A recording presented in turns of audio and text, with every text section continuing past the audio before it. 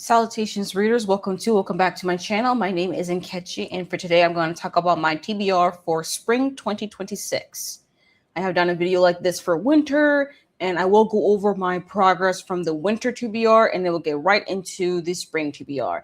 And I do have to say, even though these TBRs, I don't always follow through on them, I tend to just do these TBR videos because I just like having the vibe of being able to have a TBR or just some hopefuls, some sort of guideline for the kind of vibe I want to read in the next few months, and especially with obligation reads also to keep track of all of that stuff.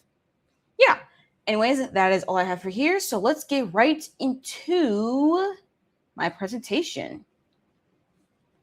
So we're going to start with the previous TBR. And as you can tell, it's the winter one. So my previous progress. First up, one of my obligation reads was to read Amari the Middlework Menace. If you've seen my winter wrap up, y'all have already known that I've already read this book and I did enjoy it. So check that one off the box there. Also, my obligation read was to read Birth of a Dynasty. I did finish reading that also in the winter time. Really enjoyed that. It was definitely one of the best books I've read so far this year. Then we have Mind of My Mind. This is a sequel that I read for a book club discussion. Read that one, also pretty much enjoyed it, and I plan to continue on with the series. Same thing with all these books. Actually, so far, all these books are part of a series.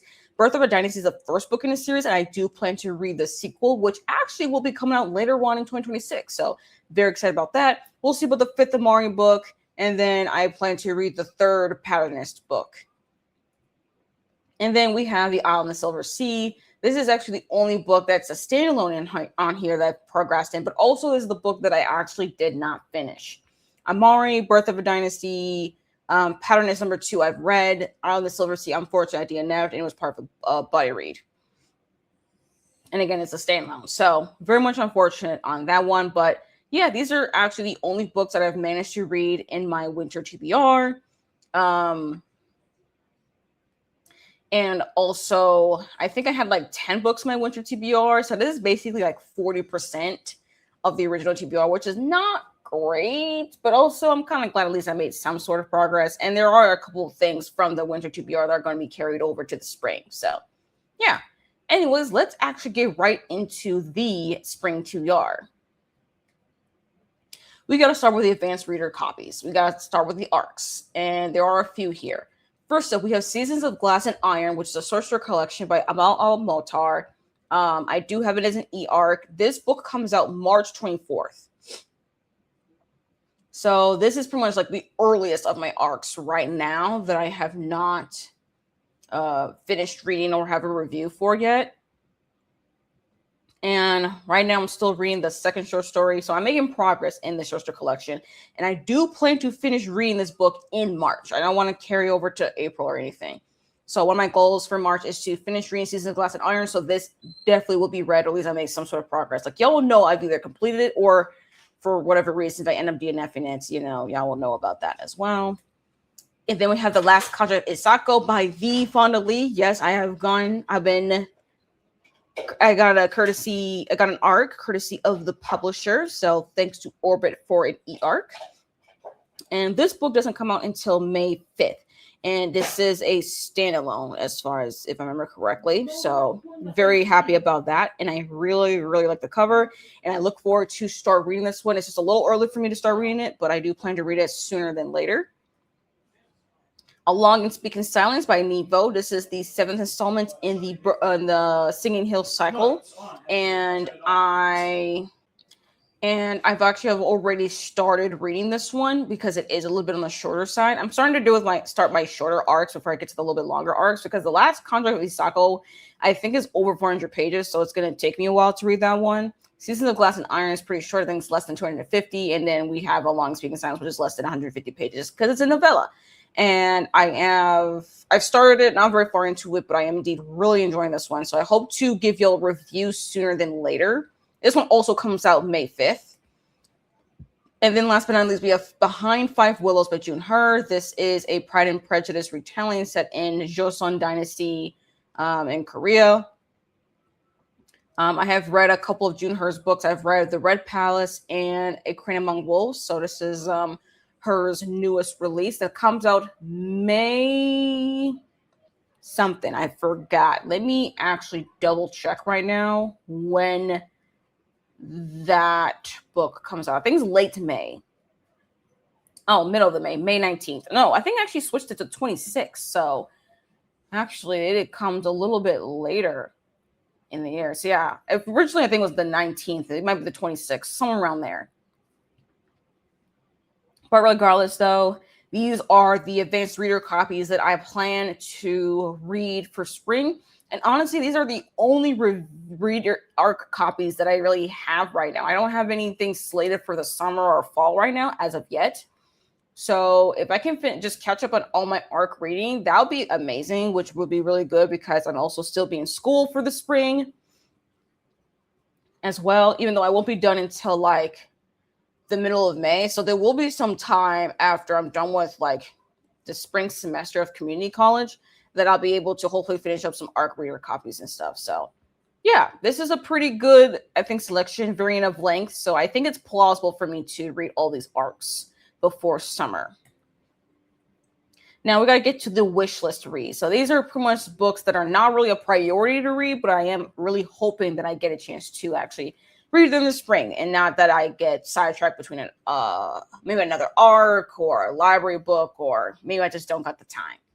One of them is actually Real by Kennedy Ryan. This is a book that I'm actually bunny reading with Leslie from Books, Girls, and Purrs, and I do also have it as a physical copy here as well.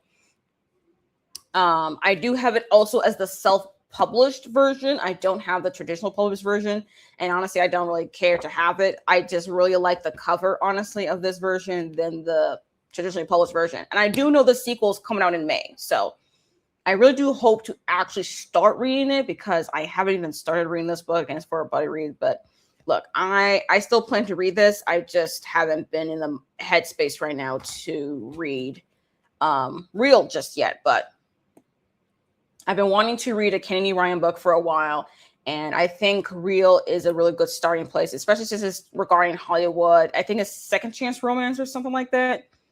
Yeah, and I'm also really curious about Score, so I gotta read Real first, obviously. And then the other book as well that I have seen reviewed by John Green, Essays on a Human-Centered Planet. Now, I am actually quite curious about this one, not just because of the fact that I've read Everything is Tuberculosis by John Green last year, which was one of my favorite nonfiction books of the year, but I do want to read his earlier essay collection because I actually am taking an anthropology course, and I have actually learned about the Anthropocene. Like, I actually know what this is now. So I felt like I should try to read this book with that anthropological lens a little bit, at least from what I'm learning in my college course. Honestly, it's the college course that I'm actually having quite a little bit difficulty with.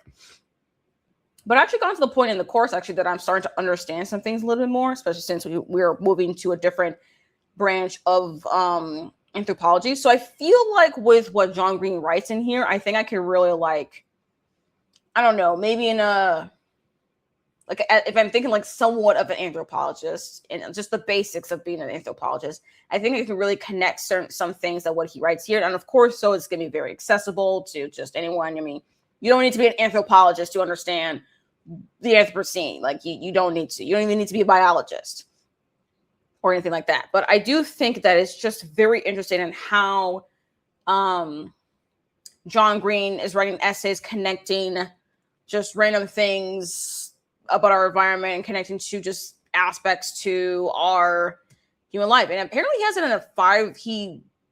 He's reviewing these different facets of human life and just on a 5-star scale, which I think that's quite interesting to me. And I have it as a physical copy because I do want to annotate it.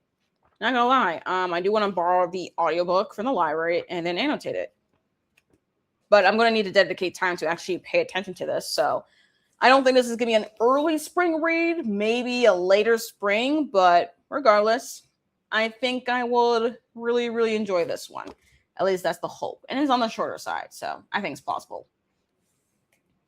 And then we have Everyone in This Room Will Someday Be Dead by Emily Austen. This is a rollover from the winter TBR. I originally put this in a long-term project, but I actually kind of put it as more of a wish list kind of thing because I don't really want to put this into like a hard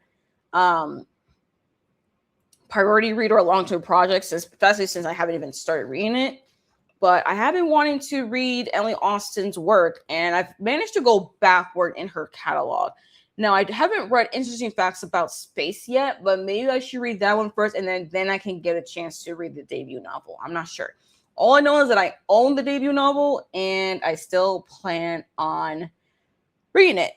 So, yeah, just whenever I just get a shot, I guess, to get a chance to really, like, start reading this, I'm gonna start doing it, you know? It is what it is. But yeah, those are the 3 books, and I do own them all physically here. These are the 3 books that I plan to read, that I have on my physical TBR, that I really want to get to in spring. We have varying genres. We have contemporary romance, we have a nonfiction, we have a contemporary queer lit fic. I mean, what else can I say? Like, this is great. I love the fact that I have a big range of genres here. I really do. I love the fact I got a romance and I got like 2 short lit fic nonfiction books. I think this is great. I think this is doable. I do think I will be able to get through one of these books. The hope is one of these, at least. Ideally, all 3, but hopefully at least one of them. Because I would be really sad when we get to around the summertime and I do a summer TBR and I haven't even started reading any of these books. Now, we do got to talk about the long-term project. And it's a long-term project that I have yet to even start.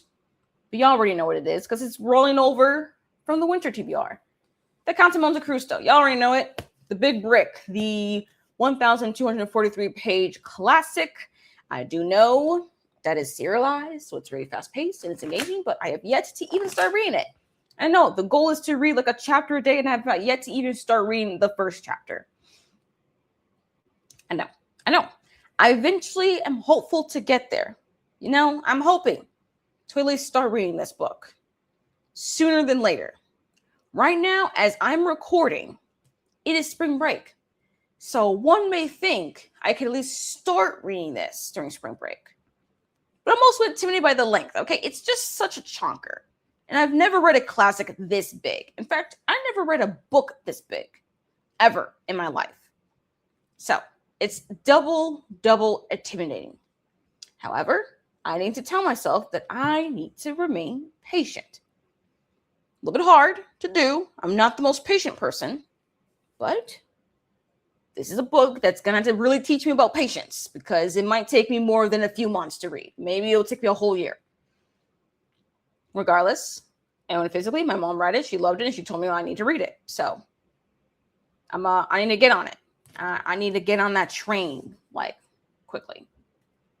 Anyways, yeah, that's it. That's my entire slideshow right there as far as my spring TBR. And here is the stack of the physical books that I have in my slideshow. And then just imagine like the 4 other books that are in my my Kobo. But yeah, these are some priority reads for sure. I mean, not really priority. Again, they're wish list versus a long-term project. But the idea is that I have read at least one of them. This is, again, long-term project. But with these 3, I'm hopeful. I feel like I'll at least start reading Real. Maybe even start reading the Anthropocene Reviewed. And hopefully I will start the Count of Monte Cristo. I keep saying that like every single TBR video. Like, I hope this is not the case, but watch me in my summer TBR video. Y'all see this book right here, and it's on the long-term project that I've yet to start reading. Watch that happen, but I also hope that it doesn't actually, that's not the case. Hopefully by the next time y'all see another TBR video with this book, if this book ends up being in the TBR video for summer, that I've already started reading it and I just need to continue on with it. You know what I mean? That's the hope. That's the hope here. But anyways, yeah, that's it. That's all I have for y'all. Pretty quick, short video here because honestly, I only have 8 books to really talk about. And I think the number of books I have for this TBR is a lot more manageable than my winter TBR. I think I was being way too ambitious. I think I completely underestimated how much work it would take for my brain to do college work and stuff, and having to read for myself. It was a lot. Regardless, though, thank you all for joining me. Like the video if you like it. Comment down below what are some books in y'all's TBR for the next few months for spring. Any plans for spring, any books you're anticipating for spring, things like that. Y'all let me know about that. And if you're new here, you like my vibe, you want to see maybe a couple more videos, or even some reading sprints and stuff like that, I do recommend subscribing if you have not done so already. And you made this far in the video, you're not sure what to say, but you want to leave me an emoji to let me know you're here. You got to leave me some sort of bunny rabbit emoji, okay, in honor of everyone in this room will someday be dead. So that also to remind me that I need to start reading this book as well. Anyways, thank you again for watching this video, and I hope to see you on my next one. Bye.